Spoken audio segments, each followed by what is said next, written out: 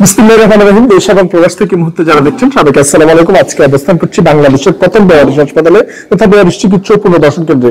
এখানে 120 শয্যার হাসপাতালটিতে একজন এমবিবিএস ডক্টর সহ 20 জন এমপ্লয়ের নিবিড় পরিচর্যায় রাস্তায় পৌঁছে গেলে ন্যাগট হয়ে যাওয়া মানুষদের এখানে বিনামূল্যে চিকিৎসা দেওয়ার পুনর্বাসন কার্যক্রম চলমান রয়েছে এবং এখানে প্রতি মাসে 5 লক্ষ টাকা খরচ, সরকারি কিংবা বেসরকারি প্রতি মান্থলি কোনো অনুদান আমাদের না থাকার কারণে আমাদের এটা চালাতে খুবই হিমশিম হয় এবং খাবারের বিষয়টা আমাদের জন্য খুব কষ্টদায়ক হয়। বিদায় মাঝে মধ্যে কিছু সৃষ্টিকর্তা মহান মানুষদের এখানে উসিলা করে দেয়, যাদের উসিলায় এই বেয়ারিশ মা বাবারা একটু ভালো খেতে পারে।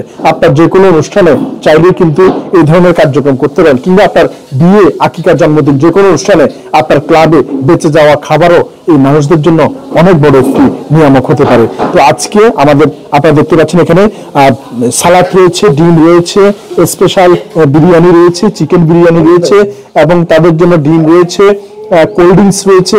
আমরা ওই তো এই যে কার্যক্রমগুলো, এই কার্যক্রমগুলো আমরা খুব সুন্দরভাবে এখানে পরিচালনা করছি এবং এই পুরো কার্যক্রমের আজকে খাবার চলমান রয়েছে এবং উপরে 5 তলা পর্যন্ত আমাদের বেয়ারিশ হাসপাতাল এমপ্লয়িরা খাবার নিচ্ছে এবং দিচ্ছে। পুরো কার্যক্রমটি আজকে এই বছরের প্রথম দিনে কার্যক্রমটি পরিচালনা করছে উত্তম মানব কল্যাণ ফাউন্ডেশনের নির্বাহী উত্তম কুমার সাহা, ইউকেএস উত্তম দেব, যিনি চাঁদপুর কচুয়ার সন্তান, তিনি ওমান প্রবাসী।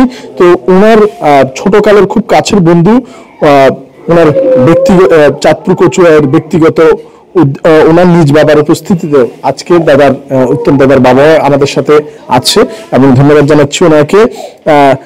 উত্তম দাদার খুব কাছের একজন বন্ধুর বাবা প্রয়াত হয়েছেন, যিনি হবিগঞ্জ জেলা, সিলেটের হবিগঞ্জ জেলার চুনিয়াঘাট উপজেলার 10 নং মিরাশি ইউনিয়নের রূপসপুর গ্রামের বাসিন্দা। গত 29 নভেম্বর প্রয়াত হয়েছেন।